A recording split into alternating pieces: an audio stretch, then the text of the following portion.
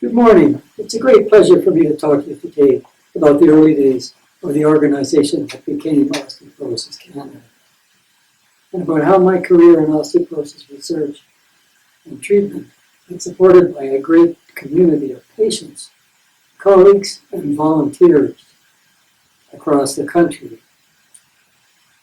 The collaboration of volunteers and professionals has been critical to the success of this great and important organization. In preparation for this talk, I was lucky to find a large pile of newsletters, press clippings, and brochures from the early days of the osteoporosis cause in Canada. This particular one caught my eye, a copy of the first brochure of the Osteoporosis Society of Canada, entitled Osteoporosis, Back to the Basics. Before the Osteoporosis Society came into being in 1982, I had been a physician scientist at St. Michael's Hospital in Toronto through the 70s. I was researching fundamental bone science. I wanted to find out how bone mass is regulated, how bone is built up through normal growth, and how it's affected by physical activity and other factors. But we also needed to find out what happens in people. How could we do this? We obviously needed people to study. To this end, I started the Metabolic Bone Clinic at St. Michael's Hospital in 1981. This clinic brought together people who are already suffering from the acute pain and deformity of osteoporosis, mostly elderly women. At this time, treatment and care for patients was still undeveloped.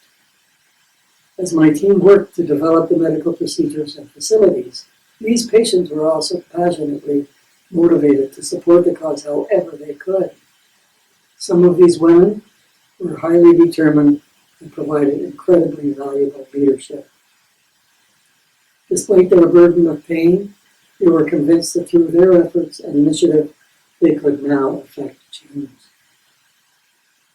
They could support physicians and researchers by drawing public awareness to the ravages of the disease, by raising money for research, and by supporting each other. Ultimately, they formed an army of volunteers across the country. They were so strong and so committed. Some of the key people were Marjorie Wilson, Eleanor Mills, and Lindy Fraser. An early employee at the clinic described Lindy Fraser as tiny, feisty, very osteoporotic, and damn determined. These women had organizational talent for sure, but most importantly, they had a deep determination that came from knowing the nature of the disease all too intimately and having the will to help find more effective treatments. Many patients volunteered to be part of research studies. They also created OSTOP, an organization of self-help groups across the country.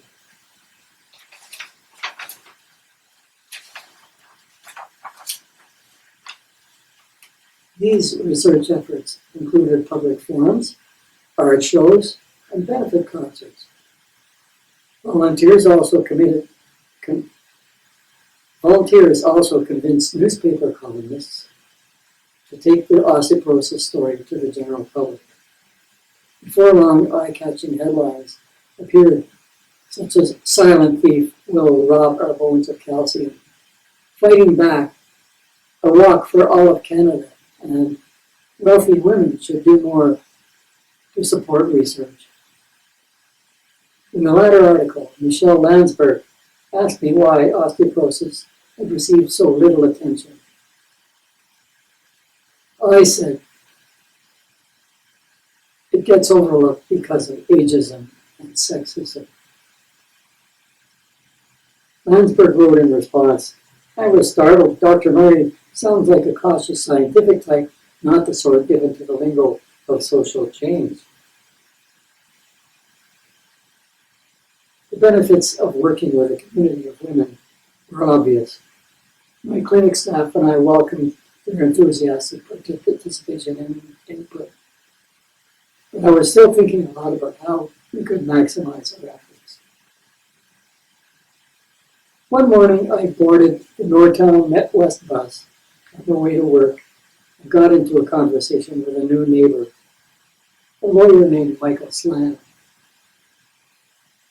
When I told him of my involvement in the field of osteoporosis, he immediately knew what I was talking about and expressed interest. I thought this was unusual at the time. When I told him of the difficulties I was having finding funding for my research, he immediately told me that what I needed was a society. In fact, the day before, he had recently started the Canadian Society of Ileitis and Colitis.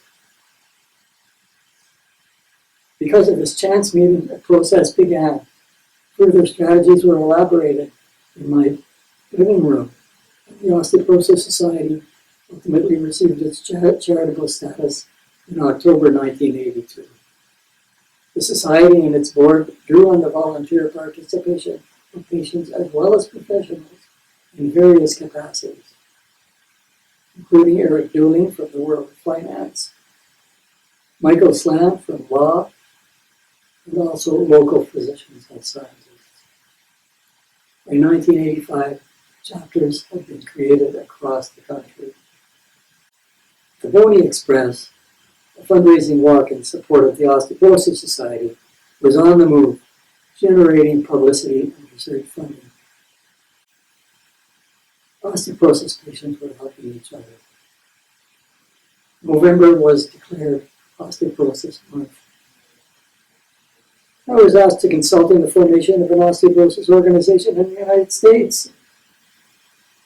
And before long, similar organizations started appearing in other countries. But our society was the first. Canadians initiated an international movement for osteoporosis. It was a model of which we can all be proud. Well, it's been a pleasure for me to share this story with you today, and thanks to all of you for everything you do to continue and further the work of this great society.